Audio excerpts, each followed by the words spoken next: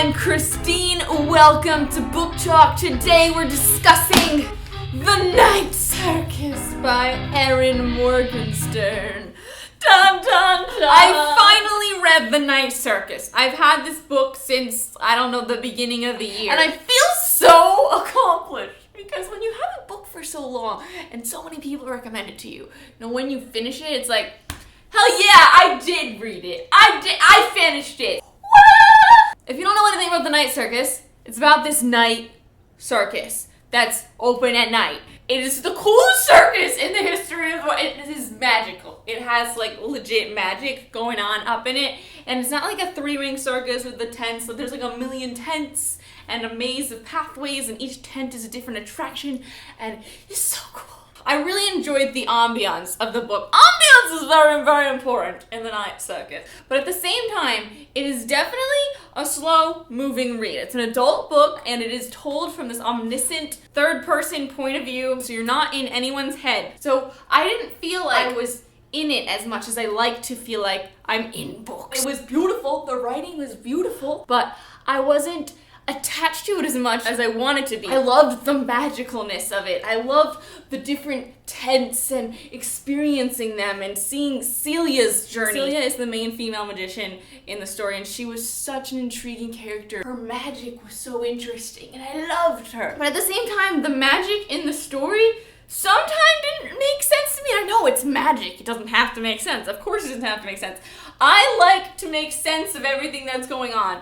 And the end of the story, like, the magic is a little wishy-washy for me. So my rating is like 91% on The Night Circus, and everybody loves The Night Circus. I didn't feel that extreme love. I did enjoy myself reading it, but it definitely was a slow-moving, omniscient read that I couldn't dive into the way I like to dive into books. It was a beautiful story, though. I was told it's a love story, and yeah, kinda, but not really. It's a magic story. It's a story about a circus and bringing this magical world to people, spreading hope and happiness and mystery to adults and children around the world. That's what it is about for me. It's about the circus. It's not about the characters as much as it's about the circus. So, 4 to 5 stars from me on GOODREADS, 91% on the Christine rating. Very beautiful. Look how pretty it is. I couldn't get over it, even reading it without a cover. It's freaking beautiful. It's so it takes place in the late 1800s, which was also very cool. I really like that time period, and I really enjoyed the dinner party scenes and all the little details. There's lots of details. You don't see all facets of the story. That's another thing that kind of bothered me, because I like to see all the facets. But that's another theme in the book. For things to remain a mystery, you can't see all of it, because then you know it's there. That's the end of the non-spoiler section for The Night Circus. If you have not read it and it sounds like something you might enjoy, go read it, come back, and discuss with us. Okay? Okay. Bye-bye, non-spoiler people. Bye! I don't know if any of you watch American Horror Story, but this new season coming up is going to be freak show, like a circus, and little things in The Night Circus just kept linking my mind to the teasers for this new season of American Horror Story. This book is definitely creepy. The circus just moves by itself. The sign outside of it says you'll be desanguinated if you trespass. What the F? The magic sometimes seems rather sinister. The game they're playing is to the death. Her dad is abusive and creepy as hell. He used to slit open her fingers and she used to just slam stuff on her wrist and crush it. The guy pulled Marco from an orphanage. Orphanages are just automatically creepy. That's where all the evil people come from, orphanages. Suzuki, the contortionist, she's like 1,000,000 years old. 1,000,000. She was like 87 years ago was her games, and 37 years it took for the games to be over. It's creepy that she can fold herself into a box, okay? A glass box where you can see her smooshed up against the edges.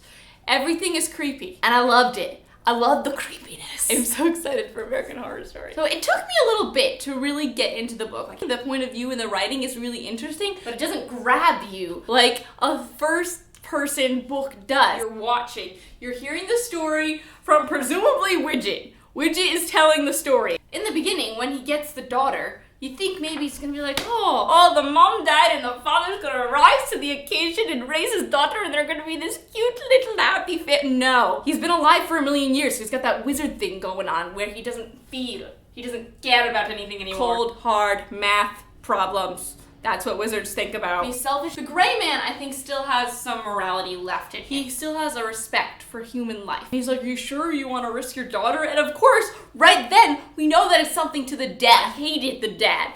I mean, he taught her well. She's magnificent. But of course, never satisfied. Jerk off. Around page 57, we get introduced to Sean Dresch. Sean Dresch is the theater guy who conceptualizes the night circus. Like, I really, really wish I could go to the night circus. Like, just for a night, or 2, or like 2 weeks. It sounds like the coolest thing ever in the history of the world. How did you feel about Marco? I wasn't a big fan of him overall. I didn't like how he treated Isabel. Isabel was a really nice person who was just trying to help. She was just trying to help the whole time. At first, when he met Isabel, I thought it was Celia. And Celia was just giving him a fake name. And I was really excited. I was like, oh, they met. The love story is starting. No, I didn't feel the love story that much in this story. It was a background aspect. I didn't feel like they were even in love. I didn't know them together. It just felt like this lusty affair sort of a thing. And maybe because they're bound with that, ring thing, they have this weird connection, and that's why they were so instantaneously drawn to each other. But I didn't feel like this was a love story to me. Maybe it was a love story between us and the circus. That's what I feel. We wanted the circus to go on. We didn't want to leave the circus. We were reviewers. We were reviewers. Reviewers. Reviewers. Revura loves us. We are all reviewers who are in love with the circus, and that's the love story here for me. Anyway, I was talking about Sean Dresch and his cool-ass dinner parties where no one knows how the food is made. Does he have a magician chef? We never really went into that. But there are always these fancy dishes and we never know what's in them. And I thought that they were made with magic, but he's not really privy to actual magic, it feels like, Sean Dresch, because Marco just manipulates his mind all the time. At the first dinner party, we have Tante Padva, and this first time we're introduced to her. The first to arrive after the pianist already playing is me. Capital M, lowercase m, E, period. I just burst out laughing because I didn't realize, I thought that was someone's name. Uppercase M, lowercase m, E. Hey me, sup, how you doing today? It's not me, it's me. Get it right. Yeah, it's actually short for Mademoiselle. That's an abbreviation, period. Duh. The next main plot point we've got going on is Celia's dad dies. And when Celia's dad dies, I thought at first that he had died, and then she gets this envelope that's like, your move, on her table of condolences, and I'm like, oh my god, what, did they kill the dad as the first move? Is this a brutal killing game? And no, he just faked his death. He just had a little stupid accident, turning himself invisible. I kept thinking that things were way more extreme than they were. Marco has that creepy book with the hairs in it, but we don't see it for a long time, and that's what's kind of keeping everyone immortal. It's got everyone in this glass bubble where they don't age, or they age super, super slow, and they live for very long periods of time. We don't hear about this because of the point of view, because of the way the story's told. We don't notice this until one of the Burgess sisters the one that dies, Tara, goes to visit Mr. Barris in Vienna or something, and she's like, so disconcerting seeing the same face in the mirror year after year after year. And then Mr. Barris is like, yeah, I know. I had to move my office because it's getting strange. I'm not changing and everyone else is. And I'm like, whoa! Hold up! It's one thing for the magicians not to age. It's another thing for randoms like Mr. Barris and Burgess sisters not to age. I put down the book and I was like, WTF is going on? Is everyone immortal? And then Kat just looks at me. She's already finished the stupid book, and she's like, yeah, everyone's a vampire. And I'm like, nah. Wait a minute. And then my mind is just spinning because it's the night circus. They only come out at night. The random sign that says any trespassers will be desanguinated, that means drained of blood, okay? Why is that their sign? The more I thought about it, I was like, we could easily be missing them, like taking random patrons from the circus every night and drinking their blood. We could easily be missing it. They just don't talk about it. We don't see everything. We see nothing. We see little snippets of their life. I was freaking freaking out. I was just like, does magic turn you into a vampire? Is that the price for magic? Unfortunately, no. That's not what's going on here. But man, would that have been the twist of all effing twists? Would it not? It's because you're not expecting that from the Night Circus. You're like, oh, this is gonna be a magical adventure about fairies and magic. Let's talk about Erthysen, the German clockmaker. I loved him. His clock sounds like the coolest thing I've ever seen. I don't understand how he made it, how it's not magic. His whole story, I loved it. I loved how he went to the circus and he loved it so much and he started writing about it and he like created this fan club of circus goers. And the letters he wrote to Celia and the respect he shows for Celia, and just, he was such a nice man. I shipped him and Celia, even though he was like, I don't know, he was only like 16, 17 years older than her. She's like a mortal stuck in her 20-year-old body, but she's like 36. So, and he's like 55 or something. I don't care. I shipped them. I love them together, okay? I don't ship her and Marco. They were just like there. I shipped her and Hair, okay? Seal Hair. Hair Celia. And then, stupid Chandresh had to go and accidentally kill him. That was really upsetting. Son of a bitch! The Ice Garden. I didn't realize at first that this was Marco. She's like, oh wow, my opponent made something really cool. That's how we end that Ice Garden chapter. I thought that she was wrong and that there was like an Elsa at the circus now, and Elsa had made an ice garden. It just seems like something Elsa would do. The fact that I couldn't really logically lay out the magic and how it worked and what the rules were bothered me. And I know you don't have to be able to do that. Like, the book works without it. I myself like to lay it out. And when I'm reading, I'm not reading like, oh, hunky-dory magic, la-di-la-di-la. I don't get it.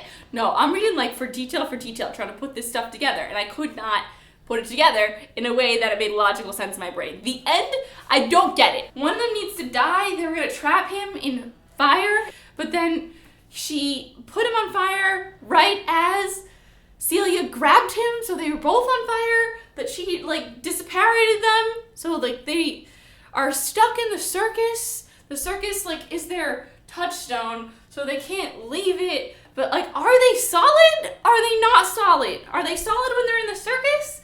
I don't get it. And why could Bailey, like random Bailey, who has no training, take over the circus? Why was he the one? They were like, oh, it's just random, you're just in the right place at the right time. Why? Why does that make any sense at all? Why could Bailey do the magic in the circus? I know he cared about it, but I don't get it. What are the rules? There are no rules and I don't like it. He just like got the stuff that they told him to, threw it in a bucket and set it on fire. I really liked Suzuki's character the whole time. She's this nice presence. She was the Dumbledore of the Night Circus, the Magnus Bane, if you will. She's a lot more Magnus-y than she is Dumbledore-y, but at times she's really dumb. She's a combination of the two. She takes charge when she needs to take charge, but she's kind and warm and motherly when she needs to be motherly. Then the reveal that she's another one of the Gray Man's students. What? What? What? Why hasn't she told us this? I really like the role she played in the book. She's one of my favorite characters. I really liked how Celia kind of became the Mary Poppins to the Murray twins. We all love the Murray twins. How can you not love the Murray twins? They're so cute with their red hair and their antics and their wiseness at such a young age. And how they befriend Bailey, they're wonderful. And then Celia offering to teach them things, and the way that they come to her with their problems, and she's always there to help them with magic. Mary Poppins! And Puppet's got this ability. She's kind of sort of like a banshee. I mean, she reads the stars and stuff, but she predicts a lot of deaths. Like, she predicts Erthysen's death, and she predicts Tara's death. The nice lady's gonna be buried. When she said that, I thought she meant Isabel, because Isabel just drew that angel card, and I thought that meant that she was gonna die. And I was reading the cards wrong because it meant that Tara was gonna die. I actually didn't realize that Tara died. She was visiting the Gray Man, and she was waiting for her train, and she saw the Gray Man talking to Ghost Prospero. The line is, she took a step forward, she didn't see the train. I'm picturing like a subway train, like you're standing on the edge, and there's this deep trough where the train comes through, and she took a little step closer to the train, and she didn't see it as it went by because she was so distracted by Ghost Man across the way. We switch characters, and then all of a sudden, we're at Tara's funeral. I'm like, what happened? Did she kill herself? But no, she was hit by the train. That's what happened when she didn't see the train. Classic Mean Girls death. Yeah, overall, the book was really, really magical. I think my favorite parts were kind of maybe when Bailey visited the circus. I loved Bailey's interaction with Isabel. I was so pissed when he missed the circus. It left before it was supposed to leave. Like, he was there. What the heck? Anytime Celia was doing magic, it was so awesome. She just like whips it out. That carousel that comes to life. There's a Mary Poppins carousel. Legit. At the circus. And they jump into the picture and they go on that carousel that like goes off the carousel. Yeah. Except there's all sorts of different animals and they just ride off around the circus on the trails. So cool. I don't know how that's passed off as illusion. Riding a duck around the circus. This is just good mechanics. I'm really interested to hear your thoughts on the book, your thoughts on the end. Did you feel like it was a love story between the two magicians, or a love story between you and the circus? Please share your thoughts. I'm Christine. Thanks for watching. I'll talk to you next time. Goodbye!